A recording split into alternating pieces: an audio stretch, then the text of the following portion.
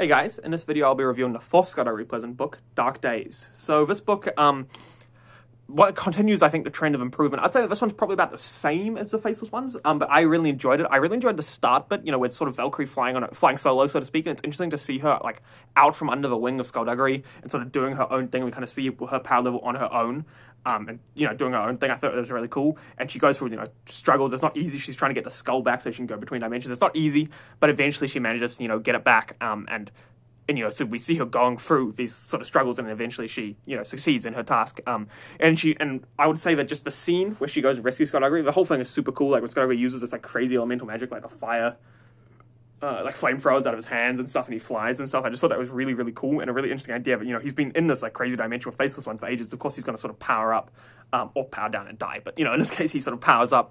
So I thought that was really cool. I like the, kind of idea of the Faceless ones, like, taking out different dimensions. We banished them from our dimension, but they've just been fucking up other dimensions. I thought that was just an interesting idea. Perhaps a lot more interesting than we just banished them and they were just chilling in, like, a black room or something, So I thought that was really cool.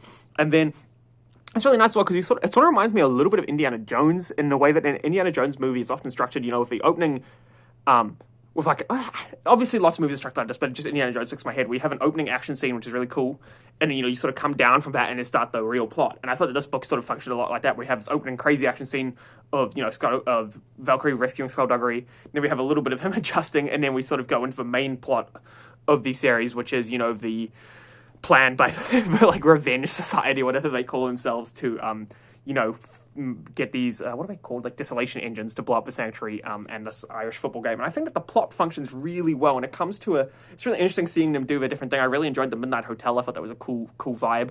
But then I think that the plot came to a head in a really cool way, like the end set piece when they're trying to blow up the football game. I think it functions super well, and it's sort of like the power goes back and forth. At one point, you think one side's winning, and then the other side's winning. And I thought that Scarab's plan of getting the Grand Mage to blow up the thing by, like, holding his family hostage, I just thought that was really, really cool, and kind of original. And maybe not original, because it's probably happened a million times before, but I just sort of didn't see it coming, even on reread, or re-listen, I should say. And so I thought that was really, really cool, and I enjoyed it a lot. And then, of course, we got to talk about the end. These books, they do like to end on cliffhangers, like the last book, where Skulduggery Pleasant gets pulled through, and then this one, the end where it's revealed. Well, first of all, there's actually two craziness happening at the end. Spoilers. So first of all, the sanctuary gets blown up, which is really cool. Once again, I don't remember, like, I didn't see this coming even on re-listen. I thought it was a really cool idea, and it's not like I should have seen it coming, obviously. I mean, maybe I'm just a dunce, because, it does get dropped quite obviously, where we see Ma agreeing to, destroy the sanctuary. But it actually happening at the end of the book, I thought was really cool and really well done. And then, of course, we have, so that's interesting, and, like, just that few seconds where, like, Guild is like, why would I ask for you guys to be here? I don't even like you. And then they're like, oh god, what the frick is happening? And the way it was done as well, with that guy's had his true name used against him, I thought it was really cool. So that was interesting. But then, of course, the way the book ends is fantastic, where Valkyrie, she wakes up from a dream and she remembers seeing the book of names, and she's got her two names, Stephanie and Valkyrie, and then she's got her third name, Darkess, which has been built up this entire time as, like, the big bad of the series, and she realizes, what the fuck, it's me.